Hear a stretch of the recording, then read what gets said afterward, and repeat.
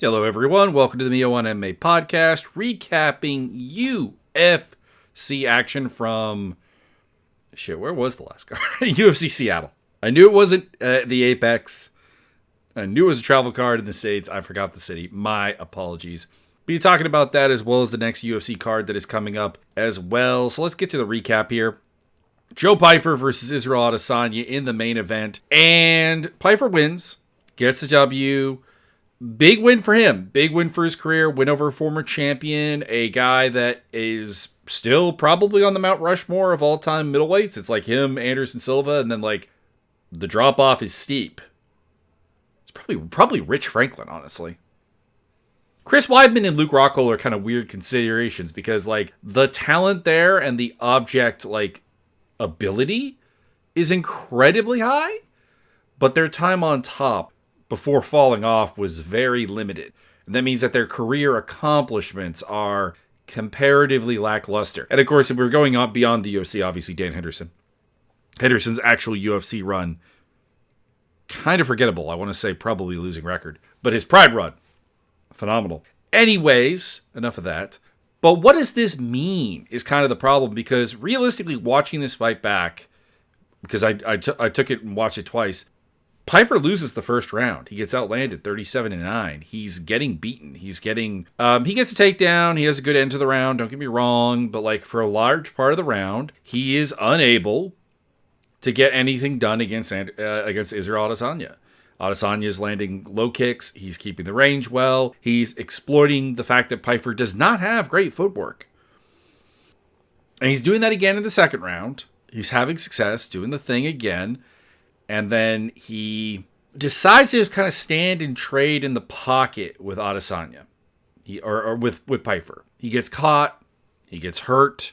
There's some awkward grappling. He ends up mounted. He ends up getting pounded out. And it's a fight that on paper is a very, very good win for Pyfer, but it's not one that really shifts the perception, at least in my eyes, of him. He is still a big hitter, don't get me wrong. And to be clear, there are very, very few guys who are going to offer the range tools that Israel Adesanya does. Like, it's, Sean Strickland's not going to fight him that way. Dricus du Plessis would not fight him that way. Khamzat Chimaev would not fight him that way. Brendan Allen might do some of that, but not really. Not as well. Nasruddin Imavov, not really. So it's kind of like I guess Caio Bahaio? I guess Caio Bahaio would probably pose a very different, but like a similar grounds challenge to Pyfer. So as much as I'm saying that like it doesn't really do Pyfer much good in terms of how I think it maps onto other opponents, it's also because they wouldn't fight him that way. It does really leave me in the Israel Adesanya is not somebody I'm going to pick again. Now, he could get low enough, obviously, and fight somebody like, I don't know, Daniel Medina. And yeah, I'd pick him then. Or he would pick a slightly more realistic one, I suppose, would be... I'm blanking on his name. I had someone in mind, and I'm blanking. Super tall dude who beat Medina for his first UFC win. Why am I blanking on this? Why? I don't know. Dustin Stolfus or something. Like, these are guys that like I would pick Adesanya to beat, but like there are also the fights that are not going to happen. Like in all the realistic fights, the actual next opponents for Israel Adesanya, I pretty much have to take them all over him because Adesanya's fight IQ does not hold up, and he's still very used to having get out of jail free cards in terms of his physicality that don't appear to be there. When he was fighting smart, he was beating Pyfer. When he got dumb, he got clattered and eventually finished. And that's kind of really all there is to that one. It's an it's a flat main event in that regard. Like it should be a crowning achievement moment for Joe Pyfer, and it just really isn't. And then we have one of the oddest fights on this card in terms of reaction is Alexa Grasso absolutely melting Macy Barber, activating her ragdoll physics, grabbing a rear naked choke, and picking up the knockout win. And people are like, well, why is this not a submission? I think the answer is very, very simple. Barber was out. Barber was out to a scary level. And referee Mike Beltran was moving to stop the fight before the choke was even in. If you watch the replay and you look at Beltran specifically, he's going for the stop before the choke is at any point locked in. The only reason the choke gets locked in, the only reason we have this conversation of submission, technical sub versus knockout, is that Grasso took the back so impeccably well, like lightning fast, that the referee couldn't get in there before that happened. So, fantastic performance from Grasso in a way that we've never seen her do, because Grasso has historically not been a big puncher. Like she has always had good hands, obviously. Like that's obviously something that has always stood out. She was a boxer predominantly, but this is her first TKO stoppage in the UFC. Her wins in terms of stoppages are a rear naked choke on JoJo Wood and a rear naked choke on Valentina Shevchenko. So like this is the first time her power really came out to play. As a result, I was very, very wrong about this fight. Before the knockout, it was going Grasso's way, but it was competitive, and I thought it was still going to be a close fight. But basically, yeah, Grasso clipped Barber a little bit, and Barber gets aggressive after she gets hit with a three-piece. She's like, I got to respond, I got to do something, and boom, dead. Apparently, Barber is fine. We got a couple of health updates on that one, so that feels good, but it was uncomfortable that they threw her like lifeless body basically on screen for like 30 seconds or so. I'm not even saying it's a wrong thing, but it's like it is definitely not something you want to see. And the commentary team being like, well, she's fine. I don't know if you should be saying that. I don't know. I would not downplay head trauma or knockouts like that. That is a bad idea. Michael Chiesa insta-sub Nico Price, basically. I don't have anything to say about that. Big package for him. I will say that I have no problem with like any MMA fighter getting a big deal about their last fight, especially at home, especially someone like Chiesa. But I would like to see the UFC be a little more consistent about this. Because like you always have the example of Stipe Miocic, who got like nothing on his way out the door.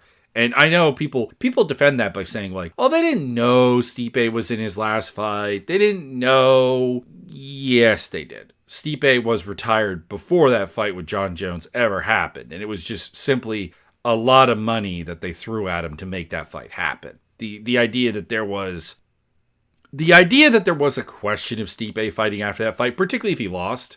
Maybe if he won, you could say that. But when he lost, not being his last fight, prepare something. Maybe it can't be as elaborate as Chiesa because you have that guarantee with Chiesa. But give me something.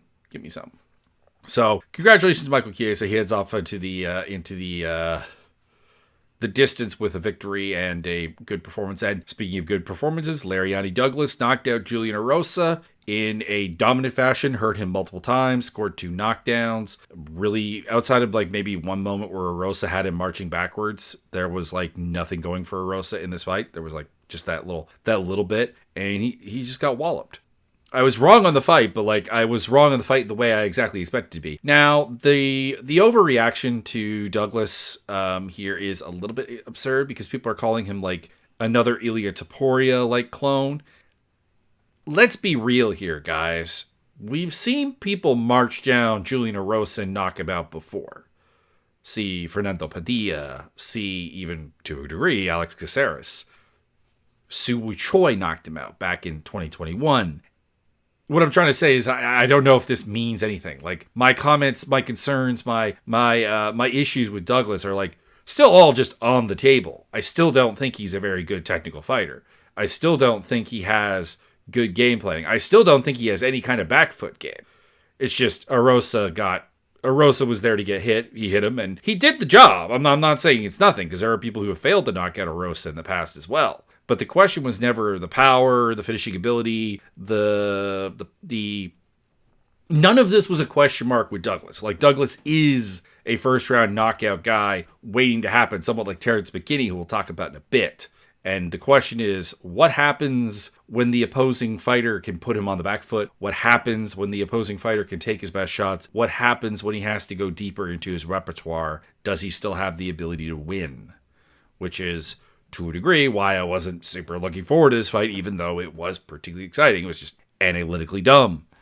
Anyways, Speaking of fights that I was looking forward to, Mansour Abdul Malik versus Yusuf Balgari. Yusuf Balgari did great here. He was making Mansour Abdul Malik run into basically everything he wanted to throw. Like, we're talking about a 55 strike landed in the second round. We're talking 107 strikes in a third round stoppage. That is, at middleweight, that is absurd. And eventually finishing him in the third round. So not a lot of good things to say about Malik coming off this fight. He went 3 for 8 on takedowns. When he got Balgari down, it was not an event. He did not switch the round over. He did not dominate the round, did not control him. He had a general disability to actually get his striking going. At any point, single-digit strikes landed in all 3 rounds. 7-7-2. We're talking 16 strikes for the entire fight. It is not a good performance. I will say the heart was there, though. He kept trying. He didn't break. He didn't go fully defensive. But it was coming into the fight. I picked Balgari because I didn't really trust Mansour Abdul Malik to adapt to a fight that wasn't going his way. He had one fight that he was losing, the Nick Klein fight and the Wes Schultz fight. But it was about Schultz and Klein fighting at a pace that they could not keep up and would be very, very difficult for anyone to keep up. So it's not even just like their cardio is bad, although their cardio is bad. They were fighting at a rate that they were not going to be able to keep up, and they were eventually going to break themselves.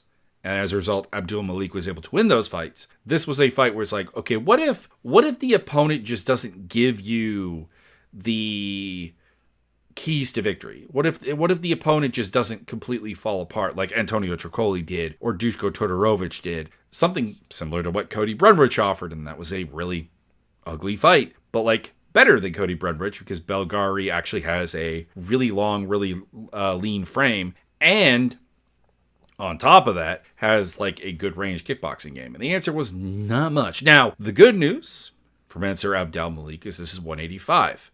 Much like how Joe Pyfer losing to Israel Adesanya in exchanges really isn't predictive of how he'll do against the rest of the division.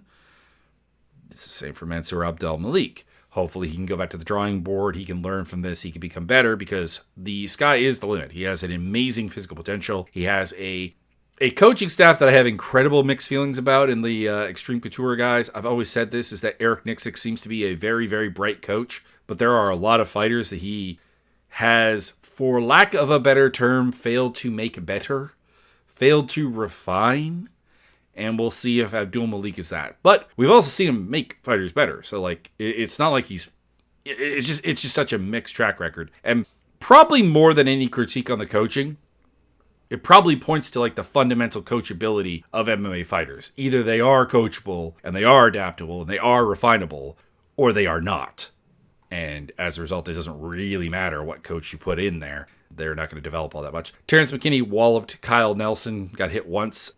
Not much to say. Not much to add. Tofik Musafayev cheated his ass off, grabbed the cage, pulled himself up, landed a nasty headbutt, but eventually did get the decision over Ignacio Bahamondes, winning rounds 2 and 3 after losing round 1. Fairly convincingly, I guess. The numbers apparently weren't all that convincing, 21-20 on strikes landed, but like, you know, I think everybody kind of had Bahamondes up 1 round to nothing, and then, yeah, the second round was the takedowns of Musayev, the cheating of Musayev. I will say, some people wanted, and I believe one judge, Antonio Carrillo, scored the second round 10-8 for Musayev. I don't think so. We got to remember he got knocked down. The rest of the round, absolutely. 44-19 in significant strikes landed, 4 minutes on top, almost finished the fight in numerous cases, ample damage, blood everywhere, blood soaking the mat, massive cuts. This was also the round that he cheated in, but I think that it is lost the fact that he was losing the first 45 seconds of the round, and that he did get knocked down. So I think the 10-8 calls there were a bit much. And then Lance Gibson Jr. versus Chase Hooper. Not an uncompetitive fight for a bit, and then Gibson just hits him with a knee, hits him with an elbow, and puts him down. Ends the day. Finishes the job. Good work by Lance Gibson Jr. There's some power there that I knew existed, but like it was just I just figured that this would be a grappling match. It was not. Fortunately, it wasn't a boring kickboxing match, which is nice. Speaking of boring kickboxing matches, Marcin Tybura versus Tyrell Fortune. Tyrell Fortune showed off early on. his grappling ability and his wrestling ability, and it showed up also in the third round to a certain degree, but his corner kept yelling at him for to strike, and ironically, the only round he didn't score any takedowns was the round I scored for Tybura, 21 strikes to 13 strikes landed in the second round. Better strikes a little bit. Not an impossible to score round for Fortune, but definitely the one that was the problem, so that was a bit weird. They originally announced the judges had given this fight to Tybura, which I knew was going to be wrong, or I was very alarmed by. Not that I don't think that there's an argument for Tybura to win, but it's winning rounds 2 and 3 and losing round 1, so it's a 29-28, not 30-27 at best. And when Judge Marlon Perry's scorecard was rated as 30-27, I'm like, okay, Fortune won, because there's no way you're giving all 3 of these rounds to Fortune, or to Tybura. They announced the wrong winner. They got it right. They brought Fortune back in.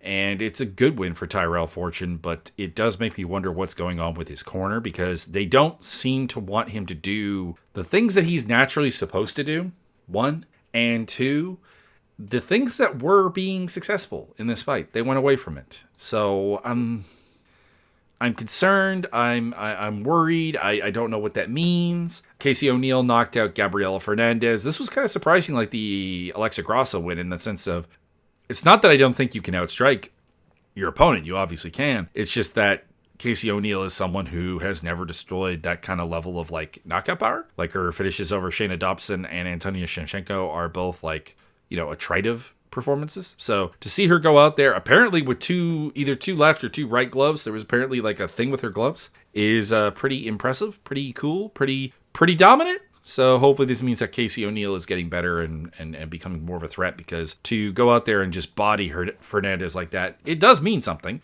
Obviously, I picked her to win, and I don't think highly of Fernandez as a technical fighter, but I do think relatively highly of her as a horsepower fighter. So to go out there and just absolutely body her is very impressive. Navajo Sterling did the same thing to Bruno Lopez, basically. Took till the second round, but he was doing real well in the first round, looking real good, outstriking Lopez. Not by any like horrendous degree, but stopping takedowns 0 for 4, defending takedowns 0 for 8 in the overall stream of things here for Lopez. And yeah, you could tell Lopez was more or less broken by the fact that he couldn't manhandle this Sterling, and eventually just got dumb, and that ended up being the end for him.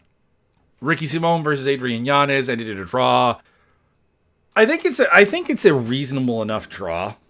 Like, honestly, I feel like you could give Simón rounds 1 and 2. I gave him round 2. I gave Yanez round 1. I think the correct scorecard is 29-27 for Yanez. I think he outstruck him throughout. And it was only in the second round where Simón got his wrestling going that he was able to, win. However, the first round is 16-12 in strikes landed in favor of Yanez. I thought Yanez's strikes were harder. That's a perception thing. And Simón, and it finished the round very, very strong as well, so that could sway a judge as well. So I don't have a problem with the draw. I don't have a problem with a card for Simón even. What I find weird about this fight is from a fan standpoint, because fans had a real problem with round 3 being a 10-8 round. Now, keep in mind, these are the same fans, in some cases, that wanted Musayev to win a 10-8 round 2 against Ignacio Bahamondes, a round that he got dropped in. A round that he did a lot of damage in and dominated, don't get me wrong, but that he got dropped in. Simón was getting outstruck that round, was unable to get his takedowns going, and then got dropped and basically killed at the end. Now, prior to those last 10 seconds, was this a 10-8 round? No, it was a 10-9 round for Yanez. But he almost murdered this man. Someone put up on Twitter, is like, that's not a 10-8 round. And my question simply to that guy, he did not respond to me, which is fair, is what the heck is a 10-8 round if not outlanding your opponent 3-1 and nearly destroying him, nearly finishing the fight, clearly hurting him, clearly, having impact, doing physical damage, messing up Ricky Simón's face. He's bleeding, he's swollen, and was not during the first and second round. Like, all the damage was basically done in the third round. How is that not a 10-8 round? I think this fight was just like kind of a low point for like MMA fans. It had nothing to do with my thoughts on like that fight itself. The judges, I think, came to relatively defensible situations. I think the one judge, Antonio Guerrera, who just went 10-9s across the board and gave the fight to Yanez, That's not a terrible card, and I think the 28-28s are also fine. My only problem with this fight was that, I don't know, people were more offended that Yanez lost the first round to Simone than than the idea that he can get a 10-8 in the third round. That's to me bonkers. Anyways, the fight opened with Alexa Thainara versus Bruno Brazil. I have remarkably little to say about this fight. It was fine. It had submission attempts. It had, grappling moments. It had dynamicism. But at the end of the day, the fight was just 15 minutes of Thainara bullying Brazil in a way that I thought I saw coming. Because, again, the first time these two fought, Thainara did a lot of bullying of Brazil, even though her technique was terrible. Like, her striking technique was garbage. Like, go watch these fights, like, just side by side. Put one up on a screen, put one up on the screen, run them at the same time, and just look at the striking form of Thainara, and it's, like, worlds better. And, like, Brazil is more or less the same fighter. It's disappointing because Brazil could be very, very good. She doesn't have any, like, hard limitation. She just hasn't refined. We're talking about Mansour Abdul Malik and how his improvements are not guaranteed. Brazil is, like, the exact dichotomy of that, the snapshot of that, because she is someone who had all the physical talent to be a very good fighter, and it just hasn't happened. And now let's get on to UFC Vegas, UFC Apex, I think this is 115 in terms of the Vegas Apex shows. Could be wrong. This one I think will be fairly quick. It's not that the fights are not fun looking. It's not the fights are necessarily even bad. It's just that the dynamics, the analytics of them is really easy to summarize. So I think I'll get this done in about 15 minutes. Usual anti-betting spiel here. I'll be talking about betting. I'll be talking about my own betting. I'll be talking about betting odds. I'll be talking about information you can use to bet. However, MMA is a chaotic, volatile, unpredictable sport. And as a result, you should never bet what you cannot afford to lose. Especially on an Apex card, guys. Especially. So let's kick this pig into order. Renato Moicano versus Chris Duncan. I've gone back and forth on this fight a couple of times because there's a version of this fight that Renato Moicano wins really easily. And he is able to pacify Chris Duncan. He is able to scrap with him and eventually get to positions and moments where his jab and his top game, which is very good, are able to actually control the fight and give him moments of dominance. May be too hard of a word, or too strong of a word, I should say, but pretty damn close. Something approaching that. Because Chris Duncan is not a safe pick at any time. There are athletic shortcomings to his game, but he has been getting better and better and better, and that does make me very, very much a big fan. Like, he's exciting and he's improving. That's phenomenal. That's dope. He is a creative striker. He has surprising power at times. He can hit you with power in very awkward moments off the back foot even. So when Moicano pressures him, he's still dangerous. He is not the best defensive wrestler. However, he scrambles very, very well and realizes that he doesn't want to play on the bottom. It's very much the anti of Ignacio Bahamondes from last week, because he will get up. He will get up. He will scramble. He will try to create things instead of playing him like hey, I can get an armbar from here. No, you actually can't. And Renato Moicano's recent track run, honestly, his track run at all times has been guys who have a significant problem to their game. Like, his best win is Benoit Saint-Denis. Benoit Saint-Denis is a way more physically impressive opponent than anything Chris Duncan can do, and probably has a higher ceiling than anything Chris Duncan can do. But he is defensively reckless and useless, and there are a ton of bad ideas to his game. And otherwise, it's Jalen Turner, same kind of issue as Benoit Saint-Denis, Drew Dober, Brad Riddell, Alexander Hernandez, who runs out of ideas, and like Jai Herbert, who is just not very good at like denying you your fight when you're just willing to walk through shit. So I'm gonna go Chris Duncan. I'm gonna go with him by TKO late, because this is not a quickly ending fight. I don't think you put Moicano away quickly if you are Chris Duncan. But there is a chance that like Moicano goes out there, gets a couple takedowns, gets the lockdown, maybe even gets a sub. Like, Chris Duncan is not bulletproof, but I really do enjoy watching him fight. I really do enjoy watching him improve. And I'm interested to see what new not necessarily like completely new dimension he's going to offer, but what new technical twist in his game is going to be there, and I'm excited for it. So Duncan by TKO late. He is the favorite at minus 156 to minus 180. I'm a little surprised by that, honestly. And plus 135 to plus 150 on Moicano. I think if you're going to bet on this fight, you have to go with Moicano, because there is a very solid argument that he is going to be able to win this fight, and he is the underdog. And I don't know if I would touch Duncan at overdog odds. Vernon Jandiroba versus Tabitha Ricci. I kind of just made peace the fact that I'm going to make a dog pick here because I have chronically underestimated Tabitha Ricci. I know exactly why. It's a two-tier problem. One is the fact that she's a little bit too small for her style to really be maximized and be the best of her potential. Really should have an atomweight division, not a strawweight division for her. And on top of that is that when she does lose, it really looks bad. Like, it's not that she lost to Zhang Yan. That's fine. It's not that she lost to Lupi Godinez. That's fine. It's just that when her game is not working, it really, really, really, really, really does not work. And as a result, things go very wrong. And Vernon Jandiroba is a little bit bigger than her. Her main issue, which is her own physicality, probably isn't a problem here, because Ricci is going to give you opportunities to take you down. She goes forward, she pressures. She doesn't have a way of avoiding like clinches and stuff. So my gut was to pick Jandiroba. So I kind of made the promise to myself is I'm just going to go with the underdog here by decision, because I don't think either of these girls finish each other. It's not impossible, but they don't have a lot of power. They don't have a lot of ability to hurt each other. They're both fairly durable. Like they've historically themselves been hard to hurt.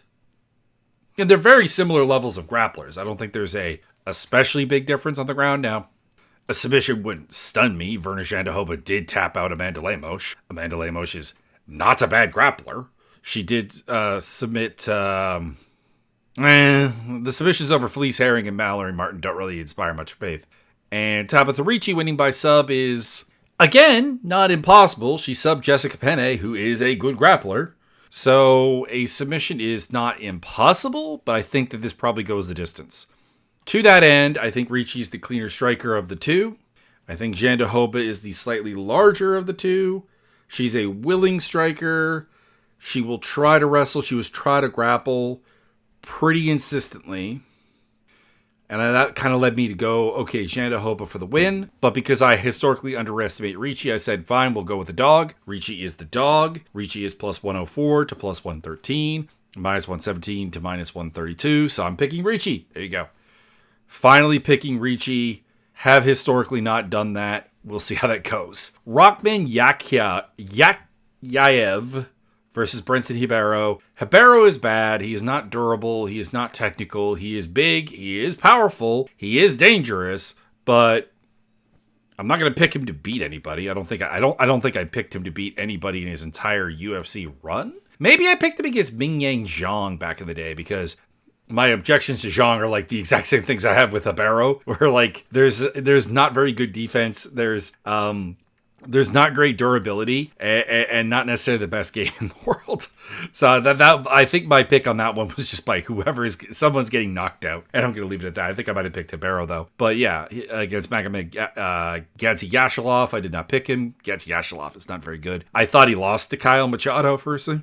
He did get a submission over DR Negozhai, but Negozhai has just some very unique problems. And then he got knocked out by Azamat Murzakanov and by Omar Sy. And that Omar Sy win is, or loss, I should say, is not aging well at all. So, is Yayaev good? I don't honestly know. He fights everyone with reckless abandon. He doesn't respect their games, and they're very bad. Like his notable wins are Nikolai Kovalenko, who is just not really a functional MMA fighter in a nutshell. Like he's a very one-trick pony, and then like Alec Lorenz on Contender Series, who's not very good, and Rafael Sequeira, who is like a worse version of Brenson Ribeiro. So I am going to pick Yayaev by TKO, because you have to. That being said, if you're betting on this fight on Yayaev at minus 1240 to minus 2000, you're a bit dumb. I don't know why you would touch that. I don't know why you would touch any fighter at those odds. And Ribeiro minus 800 to minus 1100. I'm still not going to bet on Ribeiro. But if you're going to bet on this fight, you have to bet on Ribeiro. You can't be going minus 4 figures in this sport. Come on, guys. Rafael Esteban versus Ethan Ewing. This is a heart pick. There is a basis for it. There is an idea for it. There is a backing for it on a technical level. However, freely, I don't like Rafael Esteban. He is boring. He is very dull. He will take you down. He will lock you down. And that is his entire game. And that's all he wants to do. And he doesn't even have the John Fitch defense of... John Fitch, if you'll remember, I for a long time defended because I always said, I don't think he can do anything else. Like, he didn't have the athletic ability to be any more exciting than he was. I am not going to ask a fighter to lose for the sake of being exciting. Rafael Esteban, however, just fights scared. He is uncomfortable as a striker. He is uncomfortable scrambling. He is uncomfortable at everything except for locking someone down. And he has the physicality to, actually do more. So it annoys me. Ethan Ewing has a problem in his game where I don't think he really denies anybody their game. He kind of fights them where they want to fight and does a little bit of everything. And that means that theoretically he's going to clinch and he's going to try and wrestle with Esteban a little bit, but he fights at a higher pace. He's a more comfortable striker. He doesn't guard play. It's kind of similar to Chris Duncan, where if he gets taken down, he's going to try and scramble. And Esteban is coming up a weight class, and I think a lot of Esteban's success came from being just absolutely massive at 125. Might help his cardio, though. So I'm going to go with Ewing, fully admitting that it's kind of a heart pick. But there is a version of this fight where he just kind of outworks Esteban, makes Esteban's control just not really all that relevant to the fight. He's going to be the better striker of the two. He's going to be the more damaging fighter of the two. And Esteban's going to have to lock him down for 3+ minutes a round to actually win the rounds. I don't think he's going to do that. So Ewing by decision, he is a minus 127 to minus 150 favorite. Esteban's plus 118 to plus 125. I would say either of those lines are bettable, and I am going to be betting on Ethan Ewing. Tommy McMillan versus Manolo Zucchini. Manolo Zucchini is bad. He is a regional can crusher and shouldn't even be in the UFC, particularly in the featherweight division where you don't need guys this bad, and that's all there is to it. I'm not convinced Tommy McMillan is necessarily good, but he's a wild man. He fights at a high pace. He will opportunistically take the back. He will throw his entire body into strikes. Zucchini, is not durable, and I'm taking McMillan by TKO or sub. I guess if I have to pick one, it's probably sub. I think it'll be like a club and sub type thing. But Zucchini is here to lose. And honestly, I have no idea what... I don't even know what he's doing with his career because he got signed by the UFC to fight Morgan Charrier back in 2023. Has not fought since and is just randomly here again. So he's either been battling injuries, option A, or he's basically retired. I have no interest in him going forward, so as much as I'm not necessarily all that big of a believer in McMillan, I will pick him. McMillan is a prohibitive, do not touch favorite at minus 809 to minus 1408, plus 173 to plus 820 on Zucchini. Not touching Zucchini either. Don't do that to yourself either. Robert Ruchawa, I think it's Ruchawa. I could be wrong. One of those frustrating Polish names. Versus Jose Delano. I really like Delano. He's very clean. He works the body. He works in combination. He works at a good pace. He hits reasonably hard. He has a good feel for counters. I do worry that his takedown defense is probably not quite good enough, and that's going to be exploited at some point, and may even be exploited in this fight, because Ruchawa is a pretty insistent wrestler at times. He's not a dedicated wrestler. He likes to do everything. But when he gets the idea in his head that takedowns are the way to win the fight, he is pretty insistent about it. So I could see him taking down Delano, having his way with him, doing a little bit of controlling of him, keeping him down. I'm hoping not, because Delano is really, really fun. I love his combinations. I love the counter work. I love the body work. I love I love kind of everything about it. These guys have both lost to exclusively really good fighters, except for Delano had a pair of early career losses that I'm just going to forgive. But for Delano, it's Gabriel Santos, and for Ruchawa, obviously, it's his UFC debut against William Gomes, who I don't like, but is a really good fighter. And also Saladin Parnassi. Parnassi? I always forget his name. Mostly because I think it's pronounced different ways. The guy who is currently like the king of the European 145 scene, beating like Marcin Held and stuff. Like he is really, really, really, really, really, really, really good. So I have no doubt that this is going to be a pretty fun fight. These guys are both action fighters. They both will be here for a while, I think. But I'm going to go with Delano. Admittedly, because I just like his style. I like his cleanness. I like how things work out for him. I like his idea of what a fight looks like, whereas Rachawa is more kind of a brawler, like a technical brawler. I don't necessarily get behind that. So Delano by decision is my pick. He's minus 291 to minus 335. Maybe a slight bit too wide. Plus 228 to plus 285 on Rachawa. I'm staying away from that from a betting standpoint. And then I will be betting on the next fight. It's a heavyweight fight between Thomas Peterson and Guillermo Pat. Guillermo Pat has legitimate promise. He is an efficient, technical striker. By heavyweight standards, he has good cardio. He's active. He throws volume. But he has two major limitations, which are a problem. He does not have heavyweight power. He hits people clean and they just keep coming. And he also doesn't... His footwork is pretty good, but like he gets stuck in the clinch. He got stuck in the clinch a lot against... I'm blanking on the guy who he fought. The former football player that he fought in his debut, who was just kind of an athletic...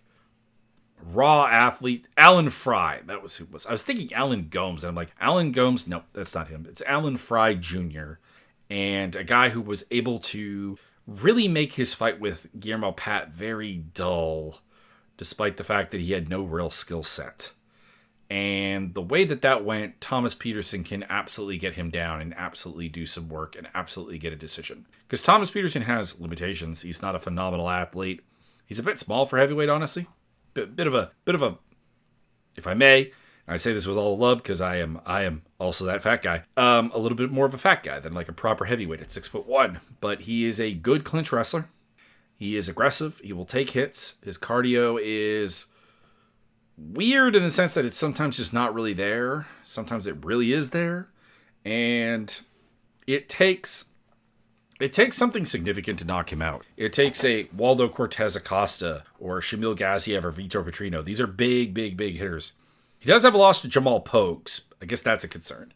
But he's beaten Muhammad Usman and Dontel Mays, guys who are similarly vulnerable to just getting clinched and getting taken down. And like I said, it is definitely a case where that is Guillermo Pat's weakness. So Thomas Peterson's my pick. They are even money odds, which is weird. I mean, I guess Peterson is the favorite. He's minus 104 to minus 120. But it's minus 104 to minus 120 against minus 100 to minus 108. Like, it's very, very close. It's closest fight on the card.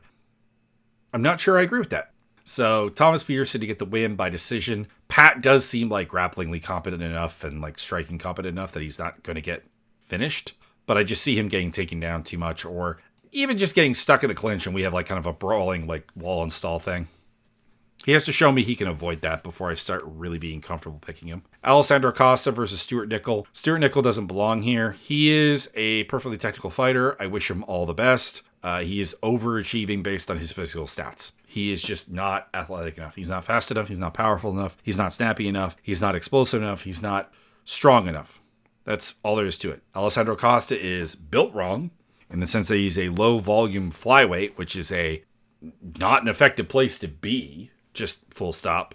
But he is the guy who is going to land hard and has all the physical must-haves. So Alessandro Costa by TKO is the pick. I don't think Nickel is particularly durable. So I see him just getting caught at some point and getting knocked out. And Costa is the minus 376 to minus 425 favorite, plus 300 to plus 355 on Nicole. That works pretty well for me, honestly. Lando Venata versus Darius Flowers. This fight sucks. And I say this as a guy who really, really liked Groovy Lando back in the day. Darius Flowers is not a UFC fighter. He is a aggressive freight train that comes out and is kind of like fun for like a round, maybe a round and a half, and that's about it. And then the gas tank is gone, and the fact that he has like no technique is a problem. And he's not even a particularly amazing athlete. He's just like a really, really willing to go ham athlete. He's kind of, he's Terrence McKinney if McKinney didn't completely fall apart and wasn't as good of an athlete as he is. Like, the poor man's Terrence McKinney. There you go. Because he fights like Terrence McKinney, but there's no guaranteed knockout. So I'm going with Lando Venata by decision. Venata has not fought in like 3 years. I am not confident on this pick, but Lando Venata, once upon a time, was a functionally solid fighter, reasonably well-rounded, good striker, not a flashy finisher, despite the fact that we tend to remember him for the knockout of John McDessie. It's ironically 50% of his finishes right there. The only other one is a Kimura over Marcos Maidana, I think. Marcos Mariano, random Brazilian dude who wasn't all that good. His losses are either to actually good fighters, Tony Ferguson circa 2016, Charles Jourdain or King Green, or guys who are top-notch, overwhelming athletes. I'm looking at you, Mark D. Casey, or guys who, while they are flawed and lacking in some areas and kind of one-trick ponies, they are good at their one trick. And that would be Jakar Closa and David Tamor. So Venata by decision, hopefully doesn't look just completely washed out and we get a good win for him over Darius Flowers, because I don't want Darius Flowers winning in the UFC. He is not good, and there's no signs that he's working on any of the flaws to his game whatsoever. Minus 203 to minus 240 on Venata, plus 175 to plus 200 on Flowers. Not betting on that fight, not touching Venata off of near 3-year layoff, and I'm not betting on Flowers, period. Haley Cowan versus Alice Pereira. Let me make this really simple. I am picking Cowan because she's the underdog to win by decision, because she is a plus 109 to plus 122 favorite, minus 127 to minus 140 on Pereira. Underdog, and then Pereira is the favorite. Pereira is the one of these that has potential because she's 20 years old, but they're just both bad. They're both just physical bullies who their wins require exceptional physical dominance over the opponent. And in Cowan's case, that involves losing to Jamie Lynn Horth and Nora Cornole and Kelly Clayton and Victoria Leonardo, who is not good and is not athletic. And in Pereira's case, it's a really bad debut against Montse Rendon in the first actual fight that she's ever really had. It's kind of like the Ravenna Oliveira situation from a little while ago when she fought. Was it? I don't remember now. I don't remember, and it's gonna bug me. Hang on, Ravenna Oliveira, please. Chanel Dyer on the London card, where it's like she's got physical talent, she's got things that could work, but she's not a fighter. She's not fighting who people fight. So, yeah. Cowan, just because she's the underdog, decision. Azamat Bakoya versus Tresean Gore. Tresean Gore has good physical tools and everything, but he got to the UFC at a point where he was just really, really, really raw. He's not learning because the guys he's fighting are guys that just... they terminate him while he's learning his lessons. Azamat Bakoyev is actually a good fighter. He has chin issues, though. He's got durability issues. He can be dropped. He can be hurt. He can be rocked. He recovers very well.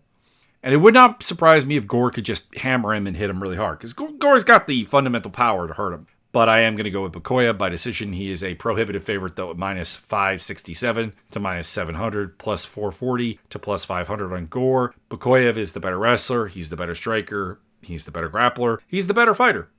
It's just, you do have a big button. So if you're going to bet on that fight, Gore is the answer. Dion Barboza versus Melissa Gatto. I don't know. This is another one that I'm just going to go with the underdog. Grasso is plus 105, or Gatto is plus 105 to plus 115, minus 117 to minus 138 on Barboza. Barboza is a very good grappler. She's very solid in that regard. But there's a panic to her when things are not working. Things really do not work. There's not really a striking game there. Gatto is strong and powerful, but also makes a lot of defensive mistakes in the wrestling. Can be taken down. So like Barboza could take her down and just rear naked choke the shit out of her, basically. Could just absolutely dominate her. But she just kind of also falls off in every fight that she's in. And she doesn't respond well to losing even exchanges. And she lost to Miranda Maverick. Miranda Maverick makes a lot of mistakes. It's really just kind of a fire plug. So, I don't know. She did beat Ernesto Carrasquita. I guess that's something. But she lost to Karine Silva, who's just kind of an athletic person. And Gato, I don't know. They're not good. They're not good. I don't mean to crap on the female fights on this card, but a lot of them are kind of like just like, whose flaws are going to actually dictate the fight more? Is it going to be, in Gato's case, is it going to be the fact that she makes bad wrestling mistakes? Or in Barbosa's case, is it the fact that I just don't think she really has the heart, the scrap, and the determination to fight through things? Gato by decision, I don't really care. And then at the bottom of the card, Dakota Hope versus Kai Kamaka III. I am taking Dakota Hope on the hope that Dakota Hope is actually going to be pretty good, because he's got a physical game that like is there. He's strong, he's fast, he's explosive, he's powerful. He's got all those general dynamic things that we talk about when we're talking about prospects. He is not amazing anywhere or seemingly all that deep anywhere, but he backs it up with the physicality, and Kai Kamaka is not a UFC caliber athlete. He's a UFC caliber fighter. He's a fun scrambler. He's not boring. He's exciting. I'm happy to see him get a second chance. But we are talking about a guy who, washed out of the UFC, signed with the PFL or Bellator, I think it was actually, after beating Tony Kelly. Who cares? And then losing to Jonathan Pierce, TJ Brown, and having a majority draw with Danny Chavez. These are not good fighters. These are not guys who are, to be honest, I don't think they're guys who are still in the UFC. Jonathan Pierce is the only one that I'm kind of questioning. And if Jonathan Pierce is in the UFC, I'll be kind of surprised, because he is on a 3-fight losing skid. Yeah, TJ Brown's doing karate combat, and the Nebraska, I think Victory Fighting Championship is Nebraska. And then Danny Chavez, again, is apparently in PFL. So there you go. Yeah, Kai Kamaka is not good enough to be a routine winner in the UFC, but I guess he is a perfectly acceptable test for Dakota Hope. That is kind of the problem with this card, is there's a lot of guys that I'm not convinced should be in the UFC. Like, looking up and down this card, it's like Zacchini should not be here. Nickel should not be here. Flowers should not be here. Venata probably shouldn't be here. Cowan shouldn't be here. Pahea shouldn't be here. Gore shouldn't be here. I'm not overly convinced that Dakota Hope should be here. Kamaka shouldn't be here. Hibero shouldn't be here. So it definitely feels like a housekeeping card. I don't know if that's necessarily a good thing. Anyways, hope everyone enjoys their Easter. Check out the links down below for video gaming stuff, other places to consume the podcast, and also the Discord server where you can find the Fight Simulator. That's the main check. Go check that out. And social medias. Have a good one. Enjoy the fights. Enjoy. Is Easter a turkey thing? You can tell my family didn't really do Easter, right? You could tell this. Despite being fundamentalist Christian, like it was fundamentalist Christian that didn't do Easter. Anyways, have a good one.